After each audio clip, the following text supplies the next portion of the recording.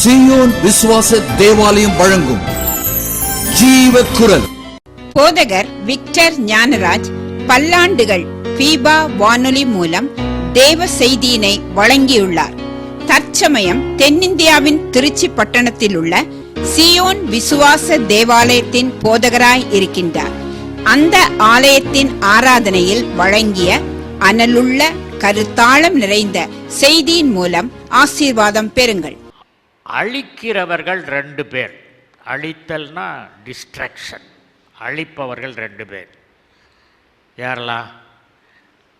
திருடவும் கொல்லவும் அழிக்கவும் வருகிறேன். இது யாரு? பிசாசு. பிசாசின் கிரியைகளை அழிக்கவே வந்தேன். அது யாரு? அது 2 பேரும் அழிக்கிறவங்க தான். ஒன்று பிசாசின் கிரியைகளை அழிக்கிறவர். பிசாசு அழிக்கிறவர் இல்லை. நான் சொன்னேன், பிசாசின் கிரியைகளை அழிக்கிறது போல பிசாசையே அழிச்சிட்டா எங்களுக்கு கவலையே இல்லையே. அப்போ நீங்கள் மனம் போல பாவம் செய்வீங்களே, அப்படி பண்ண முடியுமா?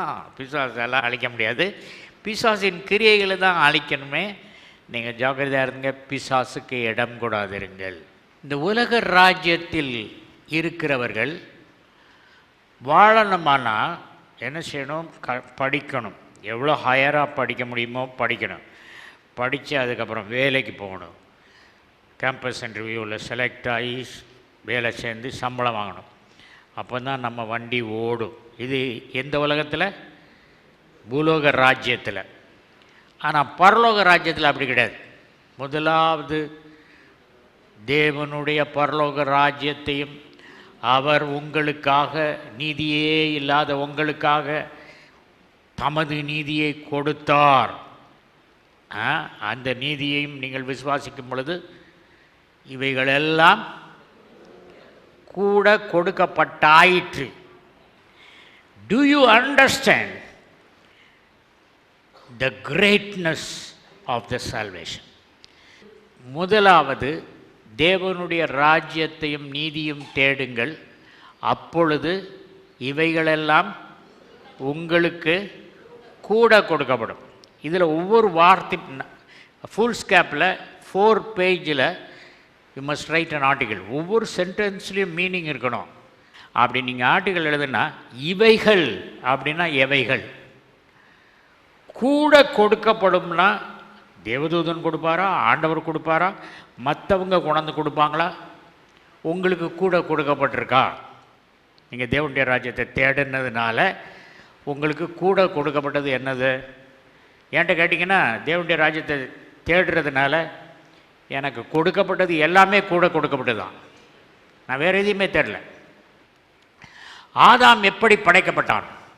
களிமண்ணில் ஒரு உருவத்தை செய்து தேவன் அப்படின்னு ஒரு ஊதுனார். அவன் ஜீவ ஆத்மா ஆனான். அது ஆடமிக் ரேஸ், ஆதாமின் படைப்பு. அடுத்தது இம்மானுவேல் ரேஸ். இம்மானுவேல் ரேஸ் எப்படி செய்தார் ஆண்டவர்? எப்படி இம்மானுவேல் சந்ததி எப்படி உண்டாக்குனார்? மறுபடியும் 12 சீஷர்களையும் கூப்பிட்டு அவர் ஊதுனார். அது சரிதான், அது வேறு விஷயம். அதனுடைய இன்டர்பிரிட்டேஷனே வேறு. அவர் என்ன செய்தார்? இம்மானுவேல் சந்ததியை 6 மணி நேரம் சிலுவையில் தொங்கி சம்பாதித்தார். எது பெரிய ஜெனரேஷன்? ஆதாமா நம்மளா? நமக்காக இயேசு 6 மணி நேரம் வேலை செய்தார்னா கூட பரவாயில்ல, சிலுவையில் அறையப்பட்டு கடைசி சொட்டு ரத்தம் வரைக்கும் சிந்தினார். அப்போ உங்கள் மதிப்பு எவ்வளவு? தேவகுமாரனின் ரத்தம், அதை சிந்தி விலைக்கு வாங்கினார். இவ்வளவு சிந்தி விலைக்கு வாங்கினது உன்னைய செத்த உடனே பரலோகத்துக்கு கொண்டு போகிறதா? நோ. எல்லா ஆசீர்வாதங்களும் இருக்கு. Taste and see that the Lord is good, even minute things, minor things. நீங்கள் உங்களை பற்றி உங்களுக்கு கவலை இருக்காது. ஆனால் ஆண்டவர், இந்த பையன் கஷ்டப்படக்கூடாது, நம்ம பிள்ளை கஷ்டப்படக்கூடாது அப்படின்னு தான் செய்கிறாரு. எவ்வளோ செய்கிறார் தெரியுமா? காலையிலேருந்து சாயங்காலம் வரைக்கும் அவ்வளோ அற்புதம் செய்கிறார். இப்போ அன்டாப்ட் பொட்டன்ஷியல். நீங்கள் பரலோகத்தை புரிந்து கொள்ளாதது பரலோகத்தில் எல்லாம் கிடைக்கும்.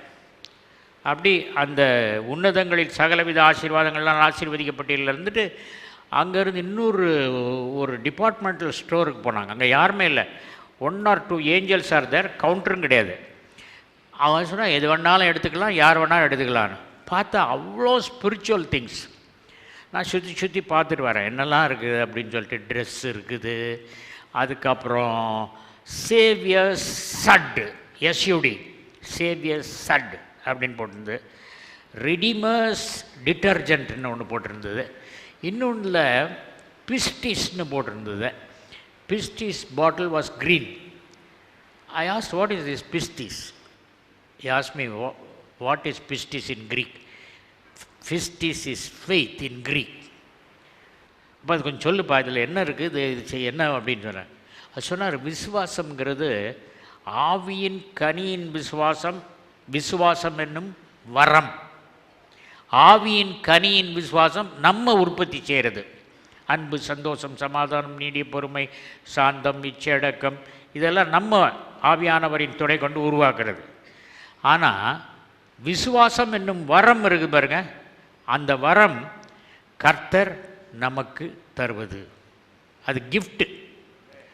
ஒரு பெரிய பிரச்சனை இருக்குது, நாங்கள் நின்றுக்கிட்டு இருக்கேன், அப்பாடா இந்த பிரச்சனையை நான் எங்கே சமாளிக்க போகிறேன் அப்படின்னு இருக்கும்போது அங்கேருந்து ஆண்டவர் ஒரு மலை, எம்ஏஎம்எல்ஏ போன்ற விசுவாசத்தை அப்படி தள்ளுறாரு.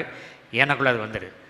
வந்த உடனே இந்த மலை போல் இருந்த பிரச்சனை அப்படி சுருங்கி நெல்லிக்காய் மாதிரி ஆயிடுச்சு.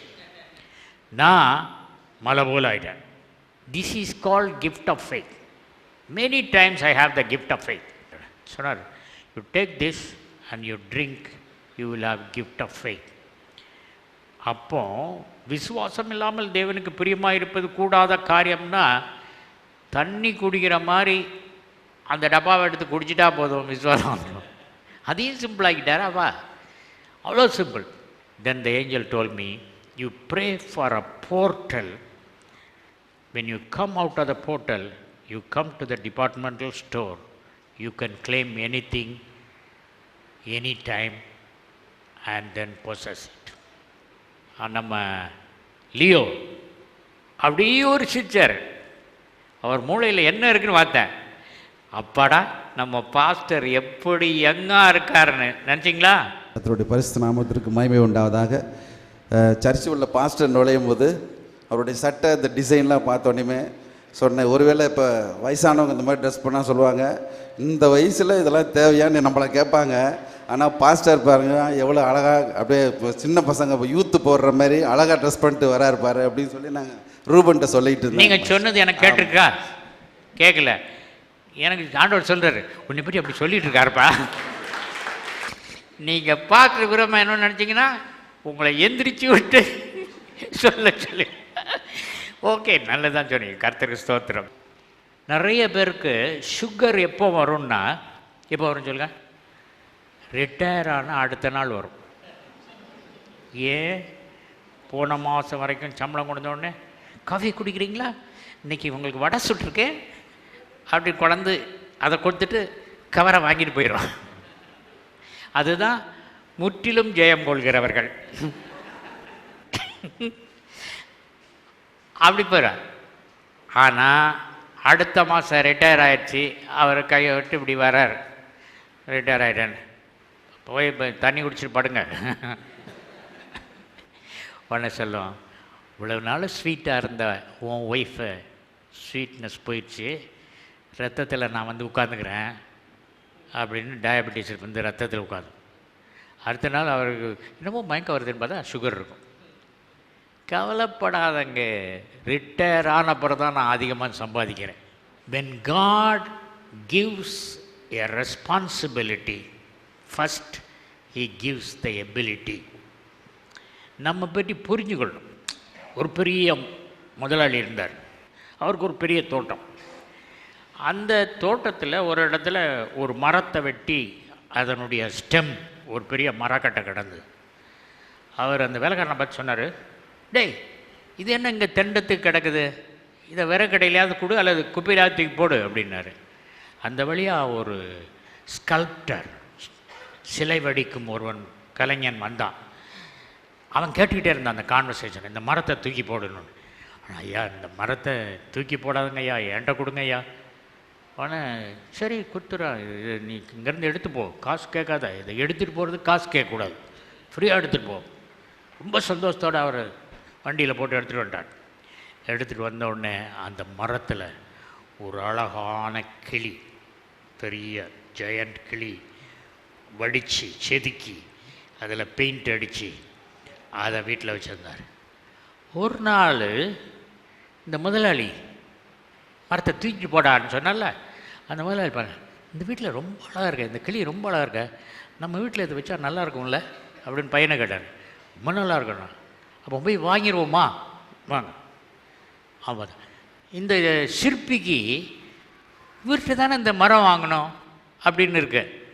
ஆனால் அது சொல்ல வேண்டாம், எவ்வளவு விலைக்குன்னு கேட்பார், நம்ம $500 சொல்லிடலாம் அப்படின்னு சொல்லிவிட்டு $500 நோ ப்ராப்ளம், $600 எடுத்துக்கோ என்னை மாதிரி கொடுத்துட்டாங்க. கொடுத்துட்டு அவன் வாங்கிட்டு போகிறான். இவன் வாங்கிட்டு போகிறது என்னது, அவன் குப்பையில் போடுன்னு சொன்ன மரத்துண்டு. அப்படி தான் நம்மளும், நமக்குள்ள திறமை இருக்குது, நம்மளை குழியில் போடு அப்படின்னு சொல்கிறாங்க. நம்ம இந்த உலகத்தில் பிறந்தது கல்லறையின் பாப்புலேஷனை இன்க்ரீஸ் பண்ணுறதுக்கு இல்லைப்பா, வாழ்க்கை சாதனை செய்வதற்கு, வாழும் பொழுதே பெரிய சாதனைகளை செய்வதற்கு. கிதியோனுக்கும் புதிய ஏற்பாடு பவுலுக்கும் என்ன வித்தியாசம்? கிதியோன் என்ன சொல்றான்னா, அதற்கு அவன், என் ஆண்டவரே, நான் இஸ்ரவேலை எதனாலே ரட்சிப்பேன்? இதோ மனாசேயில் என் குடும்பம் மிகவும் எளியது, என் தகப்பன் வீட்டில் நான் எல்லாரிலும் சிறியவன் என்றான். மனாசேயில் என் குடும்பம் மிகவும் எளியது, என் தகப்பன் வீட்டில் நான் எல்லாரிலும் சிறியவன். என்னை பலப்படுத்துகிற கிறிஸ்துவினாலே எல்லாவற்றையும் செய்ய எனக்கு பலன் உண்டு. இவனே ஒரு பலவீனன் பவுல். அவன் என்ன சொன்னான், எல்லாத்தையும் செய்ய எனக்கு பலன் உண்டு அப்படின்றான். நான் இந்த ஒரிஜினலில் போயிட்டு இந்த பலப்படுத்துகிறங்கிற என்ன வேர்டு அப்படின்னு பார்த்தேன். எண்டு நமு, எண்டு நமு, நமு எண்டு நமோங்கிறத டிக்ஷனரியில் பார்த்தா என்னென்னா, பலவீனனுக்கு அந்த பலவீனம் நீங்கும்படி பலன் கொடுப்பது அல்ல இந்த வார்த்தை. இந்த வார்த்தைக்கு என்ன அர்த்தம்னா, அவர் என்ன வேலை கொடுத்தாரோ அந்த வேலை செய்து முடிப்பதற்கான பலன். அவனை எல்லாம் கப்பலில் போ, அங்கே போ, இங்கே போன்னு நிறைய வேலை கொடுத்துருக்காரு. அதுக்குள்ள பலனை முதல்ல கொடுத்துட்டு என்னை பலப்படுத்த போகிறேன்னு சொல்லியிருக்கானா, என்னை பலப்படுத்துகிறேன்னு சொல்லியிருக்கானா? பலப்படுத்துகிற. பெட்ரோல் தீர தீர ஃபியூயல் போடுற மாதிரி, பெட்ரோல் பங்கில் ஃபியூயல் போடுற மாதிரி பலன் உனக்கு கொடுத்த வேலைக்கு இப்போ கொஞ்சம் குறைஞ்சிருச்சு ஆண்டவரே, உடனே போட்டுருவார். ஒரு 50 லிட்டர் 60 லிட்டர் அப்போ ஓடுவான், மறுபடி போடுவார், பலப்படுத்திக்கிட்டே இருப்பார். ஆண்டவர் நம்மகிட்ட பெரிய பொட்டன்ஷியல், ரொம்ப சாதனை பண்ணணுன்னு எதிர்பார்க்கிறார். நம்மளை நம்ம ரொம்ப சாட்டிஸ்ஃபைட், இது வச்சுட்டோம்பா, வீடு கட்டிட்டோம், கார் வாங்கிட்டோம், சாப்பாட்டுக்கு காசு இருக்குது, போதும், வாழ்க்கையை கடத்திட்டு போயிடுவோம். ரிட்டையர் ஆனவங்கெல்லாம் சும்மா வீட்டில் காலையிலேருந்து 3 நேரம் சாப்பிட்டுட்டு இருக்காங்க. என்ன நீங்கள் என்ன சாதிக்கிறீங்க ஆண்டவருக்கா? கடைசி நாள் வரைக்கும் நாங்கள் உழைப்போம் ஆண்டவருக்கு. விசுவாசித்து நடக்காமல் தரிசித்து நடக்கிறவங்க, 2 நடை போடுகிறவங்க இருக்காங்க. ஒன்று பாருங்கள், தரிசித்து நான் நடக்கிறேன், இங்கே ஒரு சுவர் இருக்கு, என்ன செய்வேன், இங்கே நின்றுவேனா மாட்டேனா? நின்றுவேன். இது என்னது? தரிசித்து நடக்கிறது. இயேசு கிறிஸ்து நடந்து வர்றாரு, சீஷர்களெல்லாம் கதவு ஜன்னல் எல்லாம் பூட்டிட்டாங்க. அவர் எப்படி நடக்கிறவர்? விசுவாசித்து நடக்கிறவர். அப்படி சுகத்தோடையே உள்ளே போயிட்டார். அதுதான் விசுவாசத்தை நடக்குது. சுவர் உங்களை நிறுத்தாது. ஜெனிசிஸ் 1:28. பின்பு தேவன் அவர்களை நோக்கி, நீங்கள் பலுகி பெருகி பூமியை நிரப்பி அதை கீழ்ப்படுத்தி சமுத்திரத்தின் மச்சங்களையும் ஆகாயத்து பறவைகளையும் பூமியின் மேல் நடமாடுகிற சகல ஜீவ ஜந்துக்களையும் ஆண்டு கொள்ளுங்கள் என்று சொல்லி. மனிதனை ஏன் தேவன் படைச்சார்? அவனுக்குள்ள எவ்வளோ பொட்டன்ஷியல் வச்சார்னா, முதல்ல பலுகி பெருகி, ரெண்டு காரியம். பலுகி பெருகி. பலுகினா மல்டிப்ளை, பெருகினா இந்த இடத்துலேருந்து பல இடத்துக்கு போய் பெருகுங்க. பலுகி பெருகி நம்பர் 1. ரெண்டாவது நிரப்பி. எதை நிரப்பி? உங்கள் வீட்டை நிரப்பியா? பூமியை நிரப்பி. ஒரு 1000 பேரை படைச்சிட்டா சொன்னார் பூமியை நிரப்புன்னு. ஒரு ஆதாம், ஒரு ஏவாள் பார்த்து சொல்கிறார், இது என்ன? பூமியை நிரப்பு. எங்கள் ஊரே நிரப்ப முடியாது, பூமியை எப்படி நிரப்புறது? நீங்கள் நிரம்பி இருக்கா இல்லையா? ஆண்டு கொள்ளுங்கள்னு சொன்னார் நம்மளை. நம்ம நினச்சிட்டோம், பிசாசு எனக்கு ஆள்றதுக்கு பிரியம் இல்லைப்பா, நீ என்னை ஆண்டு கொள்ளு அப்படின்னு நமக்கு கொடுத்த செங்கோலை பிசாசு கையில் கொடுத்துரும். நீ ஆண்டுக்கோ, நீ என்ன சொன்னாலும் நான் செய்கிறேன் அப்படின்னு. விசுவாசித்து நடப்பது என்பது முற்றிலும் ஒரு வித்தியாசமான ஒரு காரியமாக இருக்கிறது. நான் ஒரு கேள்வி கேட்குறேன். மோசே அந்த வனாந்தரத்தில் பற்றி எரிகிற அந்த புதரை பார்க்காதிருந்தால் என்ன நடந்திருக்கும்? மாமனாருக்கே வேலை செய்து பென்ஷன் இல்லாமல் செத்து போயிடுவான். கரெக்டாக? அதை பார்த்தா ஆண்டவர், எகிப்தில் நீ செய்ய தவறிவிட்ட செயலை செய்யும்படி உன்னை அழைத்துட்டு போகிறே அப்படின்னார். எந்த வயசில் அழைச்சிட்டு போனார்? 80 வயசில். இன்னும் எனக்கு 80 ஆகலை, அடுத்த வருஷம் ஆகட்டும், அப்போ தான் பெரிய காரியங்கள் தருவார். 80 வயசில். Romans chapter 8 verse 1 and 2. The law of spirit of life in Christ Jesus has set me free from the law of sin and death. ஆனபடியால் கிறிஸ்து இயேசுவுக்குட்பட்டவர்களாயிருந்து மாம்சத்தின்படி நடவாமல் ஆவியின்படியே நடக்கிறவர்களுக்கு ஆக்கினை தீர்ப்பு இல்லை. கிறிஸ்து இயேசுவினாலே ஜீவனுடைய ஆவியின் பிரமாணம் என்னை பாவம் மரணம் என்பவைகளின் பிரமாணத்தினின்று விடுதலை ஆக்கிற்றே. ஒருத்தன் ஜெயிலில் இருக்கான். விடுதலைன்னா என்னது? கம்பியை விட்டு வெளியே வருது. அப்போ கிறிஸ்து இயேசுவை ஏற்றுக்கொண்டதுனால பாவம், அடுத்தது என்னது? மரணம். அதிலிருந்து விடுதலை ஆயிடுச்சு.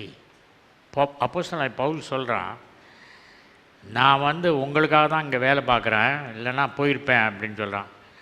அவன் இன்னைக்கு பவுல் எனக்கு ஆவியின், அவன் தானே எழுதினது, இது எழுதினது ரோமருக்கு எழுதினது யார் எழுதினது? பவுல்.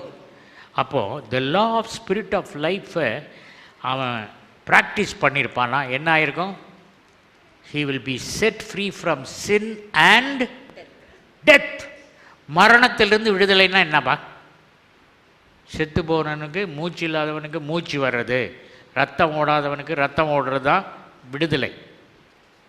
அதுக்கப்புறம் 1 கொரிந்தியர் 2:9-10 எழுதியிருக்கிறபடி தேவன் தம்மில் அன்பு கூறுகிறவர்களுக்கு ஆயத்தம் பண்ணினவைகளை கண் காணவும் இல்லை, காது கேட்கவும் இல்லை, அவைகள் மனுஷனுடைய இருதயத்தில் தோன்றவும் இல்லை. நமக்கோ தேவன் அவைகளை தமது ஆவியினாலே வெளிப்படுத்தினார். அந்த ஆவியானவர் எல்லாவற்றையும் தேவனுடைய ஆழங்களையும் ஆராய்ந்திருக்கிறார். இந்த வசனம் ரொம்ப ரொம்ப ரொம்ப முக்கியமான வசனம். என் லைஃப்பில் இந்த வசனத்தை வாசிக்காத நாள் கிடையாது. மனப்பாடமாக படிச்சிருக்கிறதுனால ஒரு 10 தடவையாவது ஒரு நாள் சொல்லுவேன். இந்த வசனம் என்ன சொல்லுது நான் வாசிக்கிறேன் கேளுங்க. முதல்ல, ஆவியானவரோ அனைத்தையும் துருவி துருவி ஆராய்ந்திருக்கிறார். ஹோலி ஸ்பிரிட் அவரே தேவன். ஆனால் அவர் ரிசர்ச் பண்ணியிருக்கார். என்ன ரிசர்ச் பண்ணியிருக்கிறாரு? தேவனுடைய ஆழங்களை ரிசர்ச் பண்ணியிருக்கிறார். ரிசர்ச் பண்ணி அவர் ஒரு PhD தீசிஸ் எழுதுகிறார். அந்த தீசிஸில் என்னென்னா, தேவனில் அன்பு கூறுகிறவர்களுக்கு அவர் என்னெல்லாம் ஆயத்தம் பண்ணி வச்சிருக்கிறாருங்கிறத எவன் காதலையும் உழலை. எத்தனையோ பிரசங்க கேட்டாங்க, எந்த பிரசங்கம் இதை பிரசங்கம் பண்ணல, அவங்க பிரசங்கம் பண்ணாதனால இவங்க காதலை உழலை. அதுக்கப்புறம் தேவனில் அன்பு கூறுகிறவர்களுக்கு தேவன் ஆயத்தம் பண்ணினதை கண் காணவில்லை. சரி, கண்ணாவது காணவில்லைன்னா மூளையிலையாவது உதிச்சுதா? மூளையிலும் உதிக்கவில்லை. தம்மிடத்தில் அன்பு கொள்கிறவர்களுக்கென்று தேவன் ஏற்பாடு செய்தவை கண்ணுக்கு புலப்படவில்லை, செவியை எட்டவில்லை, மனித உள்ளமும் அதை அறியவில்லை. இதை தேவன் தூய ஆவியானவர் மூலம் நமக்கு வெளிப்படுத்தினார். வெளிப்படுத்துவதற்கு முன்பு ஆவியானவரே அனைத்தையும் துருவி துருவி துருவி ஆராய்ச்சி செய்து கண்டுபிடித்தவற்றை எழுதுகிறாரு. ஆவியானவரோ அதை நமக்கு வெளிப்படுத்துகிறார். வெளிப்படுத்துறது கேட்குறதுக்கு நமக்கு டைம் இல்லை. பியூலா வரலையா? ரோஜாவுடைய daughter Beulah. Beulah come. Yesterday or day before, I think Beulah came. She told me, I want to see heaven, Pastor. So I told her, I asked the Lord. She said, she will be a future worship leader. And the Lord told a lot of good things about her. And the Lord told me, I want to take her. பரலோகத்தை பார்த்தவங்களாம் அந்த இடத்துக்கு போகல. There is one place called the Mountain of God. அந்த Mountain of God டாப்பில் இப்படி ஒரு கை இருக்கும். அந்த கையில் ஒரு ஹோல் இருக்கும். அங்கேருந்து ஒரு டோர். அங்கே இருந்து உள்ளே போனால் புக்ஸ் இருக்கும். Book of destiny. The Lord told he is going to take her to that mountain. இது வரைக்கும் 250 பேரை கூட்டு போயிருக்கேன். யாருக்கும் ஆண்டவர் அந்த இடத்துக்கு கூட்டு போயின்னு சொல்ல. நீ என்ன பார்த்தெல்லாம் சொல்லு கொஞ்சம். Prays Lord. என் பேர் பியூலா. நாங்கள் ஹெவனுக்கு போகணுன்னு அவ்வளோ ஆசையாக இருந்துச்சு. அப்போது நான் நினச்சேன், நம்மலாம் போவோமா, நம்ம அவ்வளோ பர்த் கிடையாது அப்படின்னு நினச்சேன். ஆனாலும் நான் ப்ரே பண்ணும்போது ஏசப்பா சொன்னாங்க, நீ ஹெவனுக்கு வா, நீ பார்ப்ப அப்படின்னாங்க. சரின்ட்டு நான் ஏசப்பாவுக்கு ஆர்டர் பண்ணேன். ஏசப்பா, நான் வரும்போது உங்களை பார்க்கணும், நீங்கள் வந்தாகணும் அப்படின்னு சொல்லி நான் சொன்னேன். சரின்ட்டு நாங்கள் பாஸ்டர் வீட்டுக்கு போனோம். அப்போ பாஸ்டர் உடனே ஹெவனுக்கு கூட்ட ஆரம்பிச்சிட்டாரு. அப்போது அனாயிண்டிங் அவ்வளோ அனாயிண்டிங்காக இருந்துச்சு. ஃபஸ்ட்டு ஒரு பிரைட் லைட் தெரியுது பாரு அப்படின்னாரு. எனக்கு அது தெரியவே இல்லை. ஒன்றே ஒரு மனசு ஹர்ட்டாக ஆரம்பிச்சிருச்சு. என்ன ஏசப்பா, எனக்கு தெரியவே இல்லையே அப்படின்னு நினச்சேன்.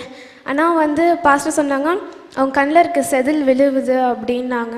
அவர் சொன்ன அடுத்த நிமிஷமே பார்த்திங்கன்னா நான் ஹெவனை பார்க்க ஆரம்பித்தேன். அப்போ ஒரு வெளிச்சமான அவ்வளோ ஒரு பிரைட் லைட் எனக்கு தெரிஞ்சிச்சு. தெரிஞ்சோடனே பாஸ்டர் சொன்னாங்க, அதான் ஏசப்பா வராங்க பாரு, ஒன்று நோக்கி வராங்க அப்படின்னாங்க. அவர் சொன்ன அடுத்த நிமிஷத்துலேருந்து என் கண்ணிலேருந்து அவ்வளோ தண்ணி கொட்டுச்சு. ஏன் அழுவுறேன், எதுக்கு அழுவுறேன்னு ஒன்றுமே தெரியல. உடனே ஏசப்பா என் கிட்ட வந்தார். கிட்ட வந்தோடனே எனக்கு ஒரு மேண்டில் கொடுத்தாரு. கொடுத்தோடனே என் ஷோல்டர், என் தலை எல்லாத்தையும் கையால் வச்சு ப்ளெஸ் பண்ணார். ப்ளெஸ் பண்ணி ஐ லவ் யூ பியூலா அப்படின்னாங்க. எனக்கு அவ்வளோ ஒரு சந்தோஷமாக இருந்துச்சு. அதுக்கப்புறமேட்டு என்னோடய கார்டியன் ஏஞ்சல் வந்தாங்க. நான் பண்ண பெரிய தப்பே அவங்களோட பேர் நான் கேட்கவே இல்லை. உடனே நான் அவங்க வந்தாங்க, அவங்க கையை நீட்டு அப்படின்னாங்க. பாஸ்டர் சொன்னாங்க கையை நீட்டு அப்படின்னாங்க. சரி, நானும் அவங்க கையை நீட்டுனேன். அப்போது என் கார்டியன் ஏஞ்சல் என்னை பிடிச்சிட்டு ஒவ்வொரு இடமா குட்டி சுற்றி சுற்றி காமிச்சாங்க. அப்போது எல்லோரும் சொல்கிற மாதிரி ஃப்ளார்ஸ்லாம் சைடில் இருந்துச்சு. அதெல்லாம் என்னை பார்த்தோன்னே பவ் பண்ணி என்னை வெல்கம் பண்ணிச்சு. அப்புறமேட்டு கொஞ்சம் ஒரு மலை தெரிஞ்சிச்சு. அந்த மலை ஹைட்டில் ஒரு உள்ளங்கை இப்படி நீட்டிகிட்டு இருந்துச்சு.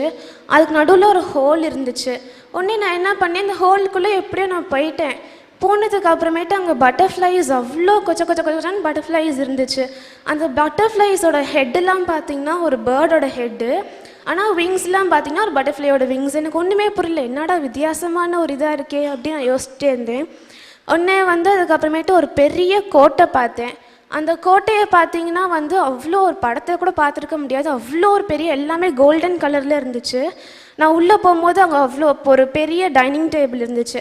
அந்த டைனிங் டேபிளில் பார்த்தீங்கன்னா ஒரு ஜக்கு, ஒரு ப்ரெட் இருந்துச்சு. உடனே பாஸ்டர் சொன்னாங்க, அந்த ப்ரெட்டு சாப்பிட்டுமான்னு கேளு ஏஞ்சல்கிட்ட அப்படின்னாங்க. உடனே நானும் என்ன பண்ணேன், சரின்னு கேட்டேன். நான் இது சாப்பிட்டுமான்னு கேட்டபோது நீ சாப்பிடு அப்படின்னாங்க. உடனே நான் அதை எடுத்து சாப்பிட்டேன். அதுக்கப்புறமேட்டு மெல்கிசதேக்கை பார்த்தேன். எனக்கு அவரை பற்றி அவ்வளோவா தெரியாதனால அவள்கிட்ட நான் ஒன்றுமே கேள்வி கேட்கல.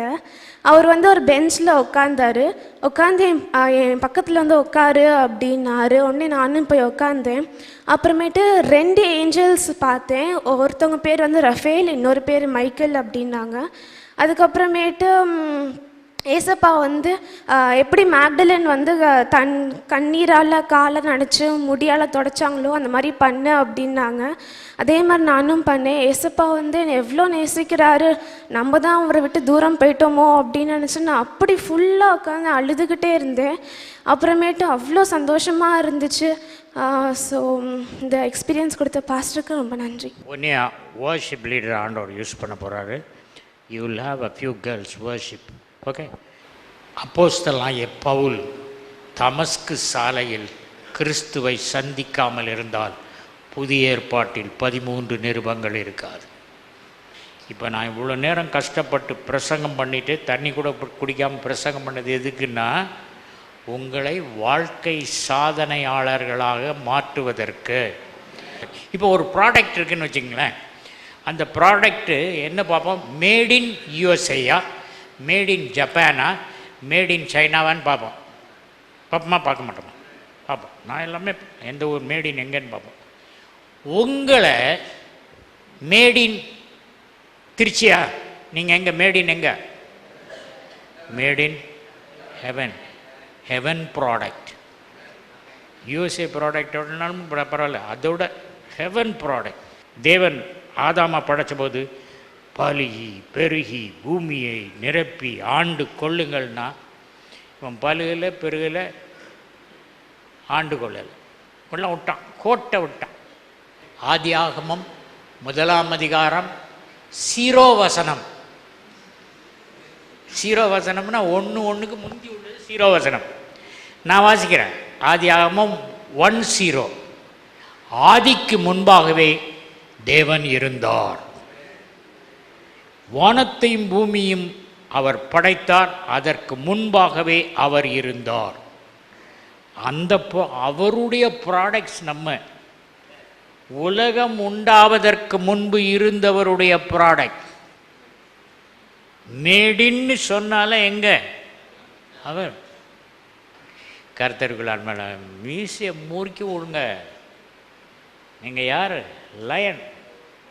யூதர் ராஜசிங்கம் உங்களோடு இருக்கிறார். அதில் 3 காரியம் சொல்லுவாங்க. Omni presence, omniscient, omni potent. இந்த ஓம்னி பொட்டன்ட், அந்த பொட்டன்ட் அப்படிங்கிறதுலேருந்து பொட்டன்ஷியல்ங்க வேர்டு வந்தது. இந்த பொட்டன்ஷியல் வேர்டுக்கு நான் உட்காந்து சில டெஃபினிஷன் எழுதினேன், அதை வாசிக்கிறேன். மறைந்த ஆற்றலின் வளம், பயன்படுத்தப்படாத திறமை, தூங்கிக் கொண்டிருக்கும் வல்லமை, உணரப்படாத சாதிக்கும் திறன், அறுவடைக்கு ஆயத்தமான வெற்றி, சுதந்திரிக்க தவறிவிட்ட ஆசீர்வாதம். இதுதான் பொட்டன்ஷியல். ஆண்டவர் நம்மளை எப்படியோ ஆசீர்வதிக்கணும்னு பார்க்குறார். ஆபிரகாம் சொன்னார், உன்னை ஆசீர்வதிக்கவே, ஆசீர்வதிப்பேன்னு சொன்னால் போதாதா, ஆசீர்வதிக்கவே ஆசீர்வதிப்பேன். இந்த கனியை புசித்தால் சாகவே சாவார். மெய்யாகவே மெய்யாகவே சொல்லுகிறேன். நம்ம ஆண்டவர் லாங்குவேஜே ஒரு புது லாங்குவேஜ். ஆசீர்வதிக்கவே ஆசீர்வதிப்பார். ஆண்டவர் அவர் ரொம்ப நேசமுள்ளவர். உங்களுடைய சின்ன சின்ன காரியங்கள்லையும் அவர் அவ்வளோ அன்பாக இருக்கார். ஜெப உதவிக்கு தொடர்பு கொள்ள வேண்டிய மொபைல் எண் 911945100944. போதகர் விக்டர் ஞானராஜ் அவர்களின் ஆழமான வேத ஆராய்ச்சி விளக்கங்கள் MP3யிலும் DVD ப்ளூரேக்களிலும் கிடைக்கும். எங்கள் முகவரி ஜீவக்குரல் 18/32 மங்கம்மாள் சாலை, KK நகர் அஞ்சல், திருச்சி 620021, தமிழ்நாடு, இந்தியா.